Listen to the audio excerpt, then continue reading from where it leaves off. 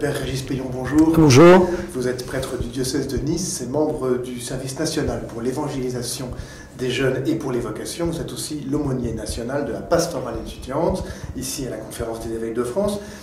Vous êtes l'organisateur, en tout cas l'animateur principal d'Ecclesia Campus qui va se dérouler bientôt. En quoi consiste ce rassemblement Ecclesia Campus? Ecclesia Campus est le 3e rassemblement national des étudiants de France qui regroupe les étudiants qui sont présents dans toutes les aumôneries du réseau Ecclesia Campus et de l'association et du réseau CGE, Chrétiens en grandes écoles, et de tous les autres étudiants qui viendraient, même s'ils sont hors de nos réseaux, mais qui voudraient participer à ce rassemblement. Alors voilà, rappelez les dates d'Ecclesia Campus, ça se déroule à Lille et c'est... Les 3-4 février, dans 3 semaines. Voilà, à Lille. Cette 3e édition a choisi comme thème « S'engager pour s'épanouir ». On imagine que ce thème a été choisi pas par hasard. Est-ce que vous avez un message à nous passer par rapport à cet appel, à ce thème? C'est d'abord le fruit en fait des interrogations des étudiants qui eux-mêmes, comme catholiques, cherchent à s'engager dans le monde, que ce soit dans la politique, dans l'écologie, dans une vocation particulière, auprès des pauvres. Et ils s'interrogent sur comment prendre des responsabilités, comment pouvoir agir dans le monde. Et le thème provient de ces réflexions-là, de ces questionnements, sachant que les étudiants ne se connaissent pas forcément toujours très bien à cet âge-là. Ils ont entre 18 et 22, 23 ans. Et ils cherchent justement un éclairage pour pouvoir discerner quels sont leurs engagements, comment les tenir, comment les renouveler, comment également créer, peut-être proposer des nouveaux engagements pour et dans la société. Quelques éléments de programme pour cette session de Lille.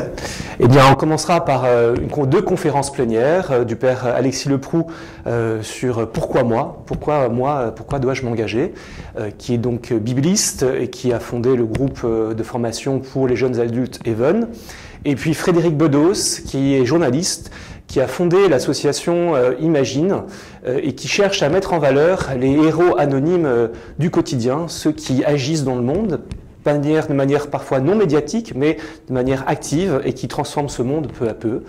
Et puis tout le samedi après-midi ensuite, ce sera des ateliers sur des engagements spécifiques ou sur comment faire pour s'engager, qui sont animés par une 50aine d'aumôneries et qui disent aussi la vitalité du réseau. Et le dimanche matin, ce sont des tables rondes avec des grands témoins, dont Jeanne Pelat, dont également Jean-Baptiste Potvin, dont des témoins, Thierry Valderville, et donc qui sont sur des thèmes majeurs des lieux d'engagement. Vous avez été, avant d'être à la Conférence des évêques de France, vous étiez aumônier aussi pour la pastorale étudiante à Nice.